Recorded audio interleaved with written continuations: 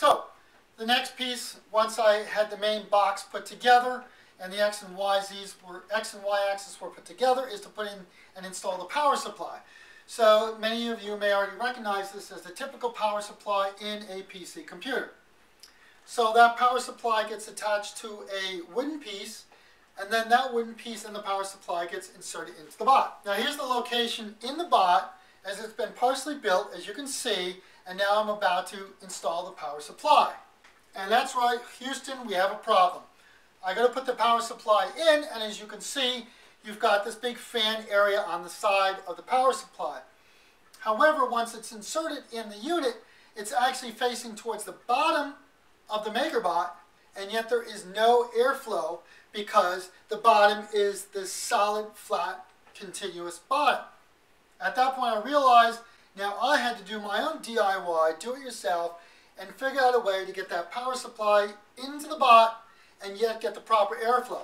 And this ended up taking several hours to build because the problem is I wanted to get the shape just right so it would be the exact shape of that fan opening in the power supply, and when it fits inside the bot, the hole would be positioned correctly.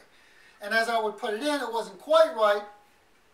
And then the other problem is that once I found that if I put that hole in the bottom, that bottom of the bot will sit on a desk. It's flat on the desk. Well, now again, you've got no airflow. So now I had to do yet another bit of jury rigging, and I made a bunch of feet. I took some of the extra wood pieces that you would normally throw away. I cut several of them up, so I would stack 2 pieces on each corner and then bolt them into that to give feet, to raise it up, to give airflow underneath the bot once it was built and running.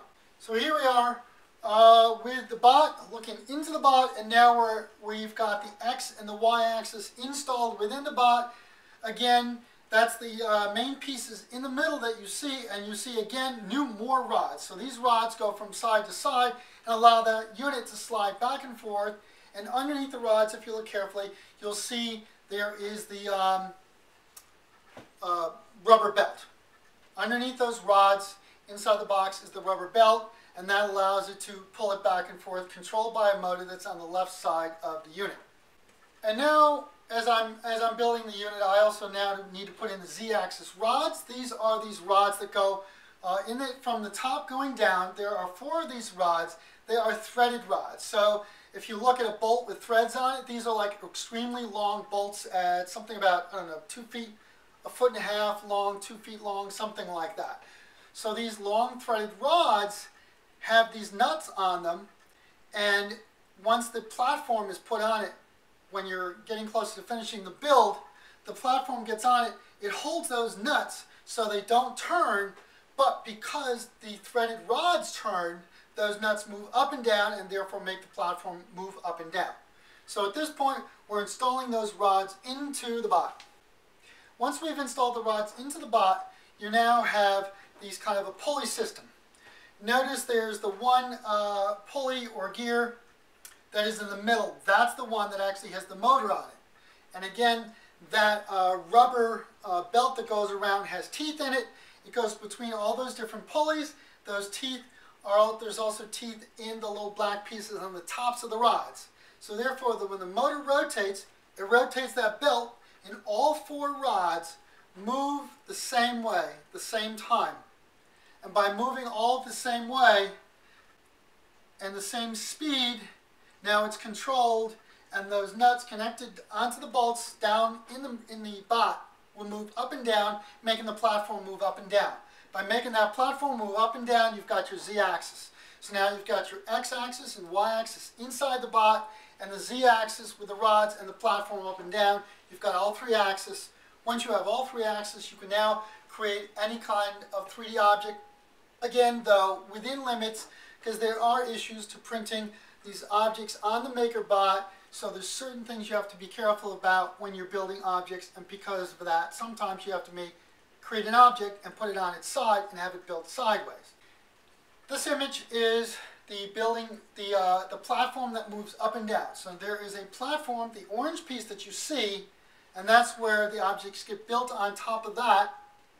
And then the acrylic that lies above it, that's going to have the unit that extrudes the plastic. It's the heater extruder, extrudes the plastic, and it's got this motor that pulls in the plastic's wire from the spool into the bot.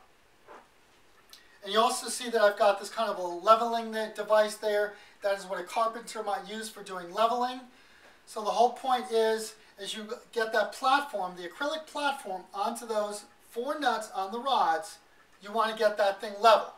So you essentially, it has sort of a touch and go. You got to take those different nuts and move them up and down a little bit, put that platform back on, see if it's level. If it's not, keep doing it again. Do it to one side, do it to the other. Make sure the whole platform stays flat, so that if you push down one corner, it's not popping up because the corners are not at the same height. You've got to get all 4 of those nuts at the same height in order for this to work properly. So the next items you're seeing in this picture are the plastic heater extruder. That's the left piece. And then the right piece, the metal cylinder, that's the motor. And that whole plexiglass unit, that is the whole unit with a motor, and it pulls in the filament of plastic into the bot. The heater, the interesting thing about the heater is it's basically 2 resistors on it. Resistors are a basic piece of electronics. If you look at any standard light bulb, light bulbs are generally such that you've got a metal filament in there, a very thin metal filament, and you're pushing electricity through that. When you push electricity through the metal filament, it actually heats up, but because it's such a fine filament, it heats up a lot and it glows, and that's how you've got light. In this case, it doesn't heat up that much, but it does get extremely hot. These resistors, they bring up the temperature of this extruder. There are 2 resistors on a kind of a metal silver colored block, and that causes that metal block to heat up. That metal block heats up to about 220 degrees Celsius, which I believe is roughly in the range of about 400 degrees Fahrenheit. So yes, it gets extremely hot so that it can melt the plastic that ends up going through the system and building your object. The next picture is the stepper motor drivers and the main motherboard controller. Those are the 3 objects there are the controller little bitty motherboards that control each of those various different motors and turn those motors on and off. Then the other board there, that's the main motherboard. That's the main board that controls all the various different circuits on the MakerBot.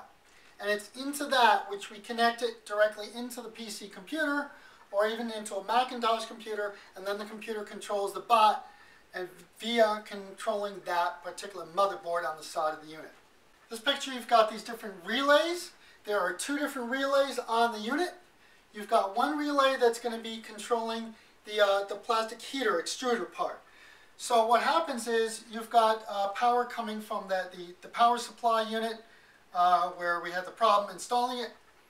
But then there's another motherboard that's going to be on their extruder motherboard, and that motherboard connects into one of those relays, and it turns that relay on and off. So when it turns it on, you actually hear a clicking noise, then the power comes from the main power into that relay out the other side and goes into the heater. So you need to be able to turn on and turn off that heater. So if it gets up to a certain temperature, you turn it off. And then if it drops down, it turns back on automatically. And there are 2 of those because you've got this heater that spits out the plastic. But the issue is, in the previous picture, where we saw the build platform, and there's that orange piece of plastic. It's acrylic. You build on there.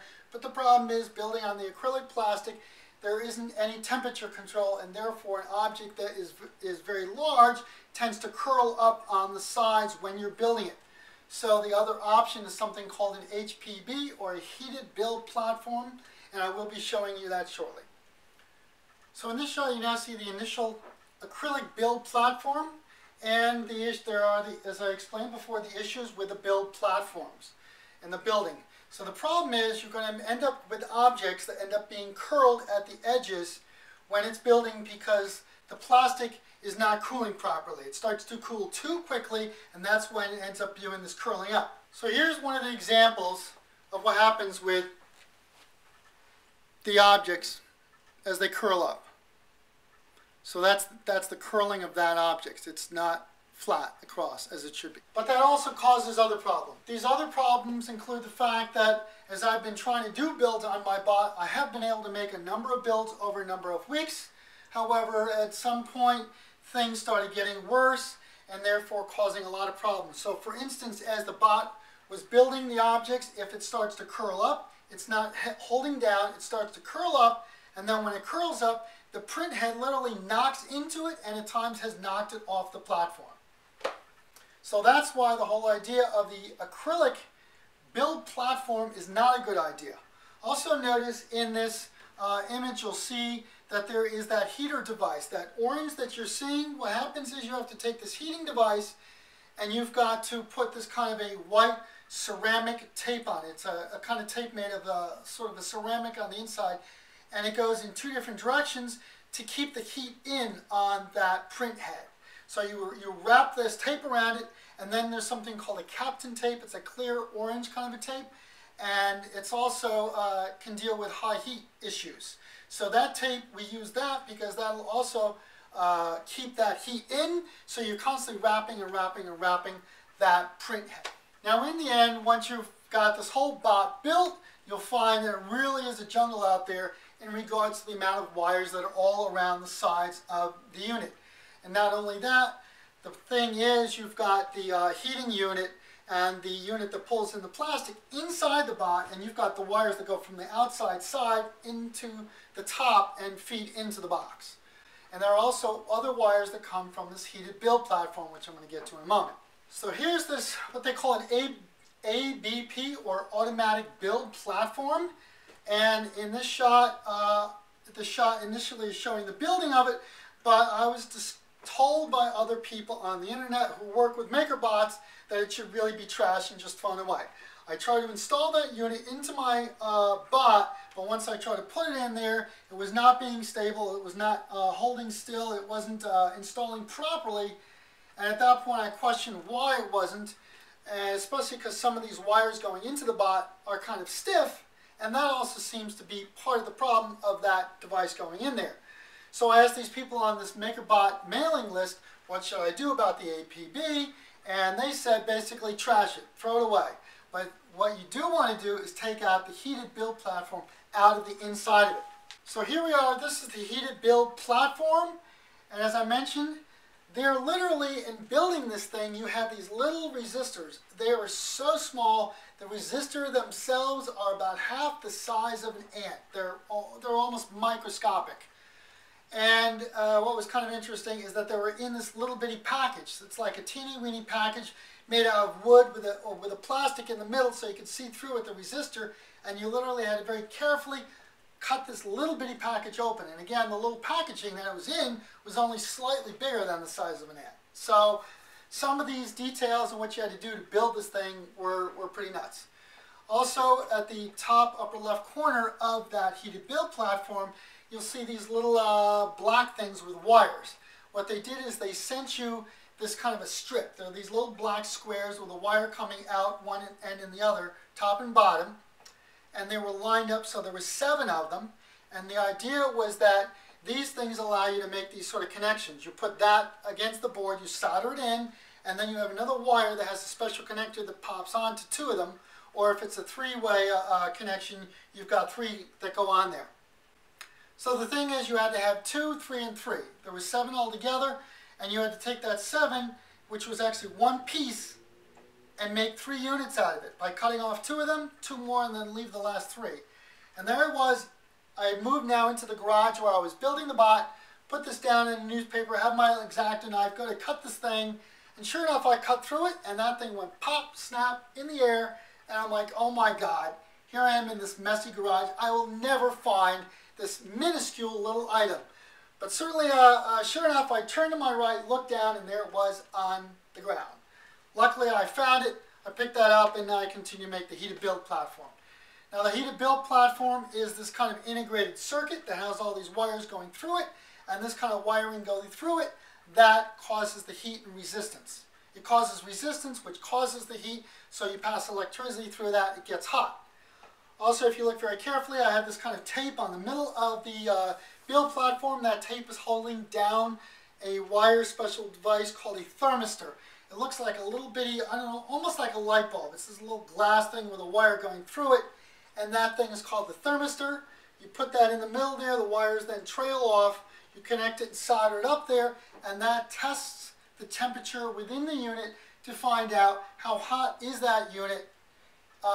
And therefore, if it heats up, it knows it's heating, but if it gets hot enough, then it stops, turns off the temperature, and then if it drops a little bit, it knows it gets cooler and turns it back on again. But this way it controls how hot that build platform is. Okay, now it's time to start building. And to do the building, we use something called the RepG. That's not the full name of it. The full name is called the Replicator-G. This software allows you to control the MakerBot. It does the controlling of the MakerBot and sends all the different information to the bot. Now here's the deal. You've got a 3D object. You've got this object inside of 3D Studio Max. Once you're done working on and creating your object in 3D Studio Max, you need to save it as an STL file, which is another term for stereo lithography, or also rapid prototyping. So this type of STL file is what you bring into the RepG software. RepG software then allows you to look at that object, do certain manipulations, scaling of that object in preparation for printing out the object. So this is what the RepG software looks like in action.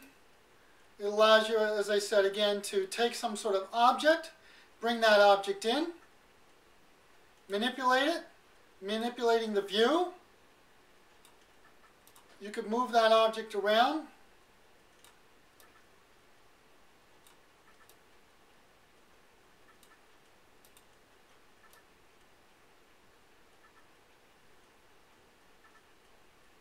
Of course, if you move it too far, then what you need to do is tell it to put it back on the platform and put it back in the center of the platform.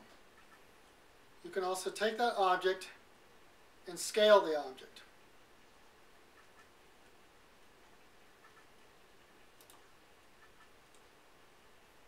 And rotate the object.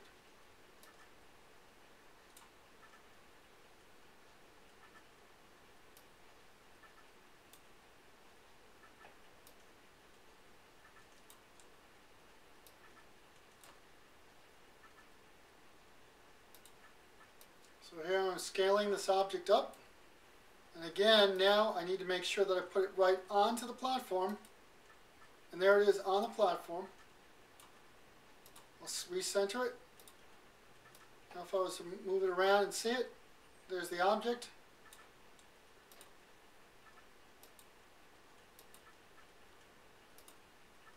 Of course, I did do some rotating around. And now I need to lay it flat again. So there it is laid flat on the build platform. And at this point, you would need to run this thing called the generate the G code.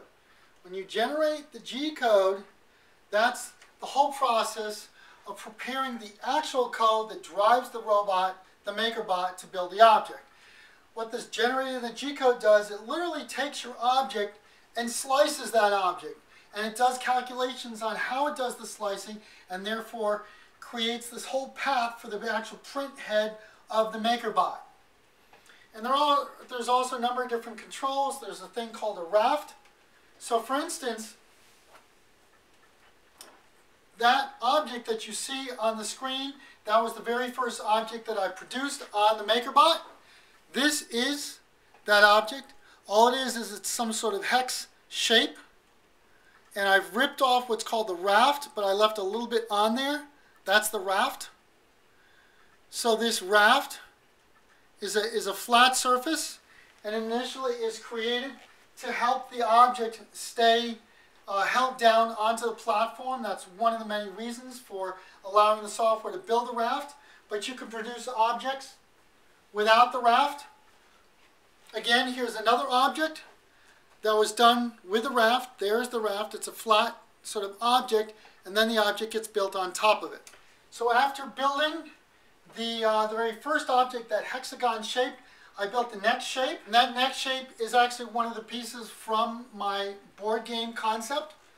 And this is that actual piece, as you can see. And now what I'm going to do is just show you a clip. And what I basically did is I made a time lapse. So this video was initially about 19 minutes long. It's a 19-minute build process to create this object. But keep this in mind. Our machine is much cheaper. It's not as exact in creating our object. It does have this ribbing on it. However, it does do it faster. We can have some of these objects might take about an hour to build. This in particular took only 19 minutes because of the small diameter. But the same object built on one of those big fancy machines could literally take 10 hours to 12 hours just to build this one single object. But it's the way that it built it, layer by layer. Similar layer by layer like we do, but theirs is a totally different method with powders or liquids and laser beams that harden those powders or those liquids to build up the object. So now I'm going to play for you that time-lapse video of the building of the second object I've ever created and printed on my MakerBot.